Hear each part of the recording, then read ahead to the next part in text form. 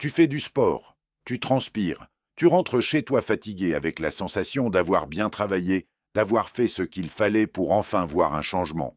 Dans ta tête, c'est logique. Plus de sport égale moins de poids. Donc tu penses que le résultat est presque automatique, qu'il va forcément arriver si tu continues à faire les efforts. Tu montes sur la balance en t'attendant à voir une différence, mais rien ne change. Parfois, ça stagne. Et parfois même, le chiffre augmente. Et là, ça devient frustrant parce que tu fais des efforts, tu es régulier, tu ne triches pas, donc tu ne comprends pas pourquoi ton corps ne suit pas. En réalité, le problème vient souvent d'une mauvaise compréhension du fonctionnement du corps.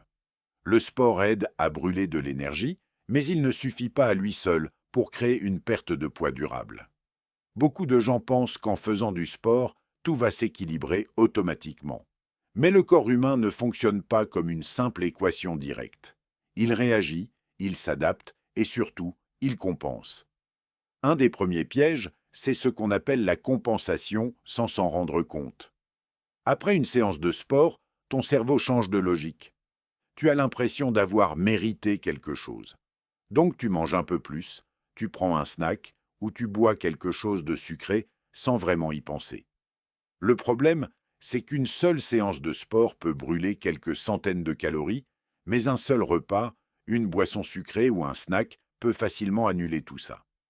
Et comme c'est progressif et invisible, tu ne t'en rends pas compte. Tu crois être en déficit, mais en réalité tu es peut-être revenu à zéro. Un autre point important, c'est que beaucoup de gens surestiment leurs dépenses réelles. Aujourd'hui, on utilise des montres, des applications, des machines en salle de sport qui affichent des calories brûlées. Le problème, c'est que ce sont des estimations, pas des mesures exactes. Donc tu peux croire avoir brûlé énormément, alors que la réalité est souvent plus basse. Et si tu ajustes ton alimentation en fonction d'un chiffre faux, ton équilibre devient complètement déréglé sans que tu le saches. Et même si tu gères bien ton alimentation et ton sport, il y a encore un autre facteur que beaucoup de gens ignorent, l'adaptation du corps.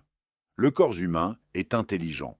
Quand tu augmentes ton activité physique, il ne fait pas juste brûler plus, il essaie de compenser. Tu peux inconsciemment bouger moins dans la journée parce que tu es fatigué. Tu peux être moins actif sans t'en rendre compte, marcher moins, être plus posé, moins énergique. Et au final, une partie de ce que tu as gagné avec le sport est perdue ailleurs. Il y a aussi tout ce qui est autour du sport, mais qu'on ne voit pas comme important. Les petites habitudes quotidiennes font une énorme différence. Les snacks rapides, les boissons sucrées, les portions un peu trop grandes, le grignotage, juste un petit truc. Tout ça s'accumule.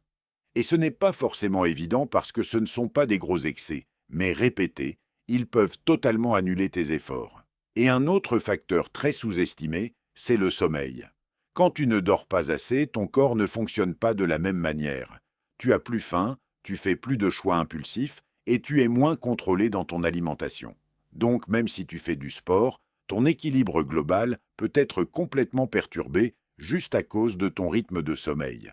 Au final, ce qui bloque vraiment la perte de poids, ce n'est pas le sport en lui-même. C'est le décalage entre ce que tu fais et ce que tu penses faire.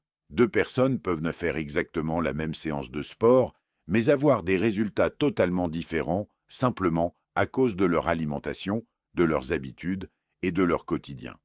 Le sport reste important, il aide énormément. Il améliore la santé et le corps. Mais il n'est pas magique.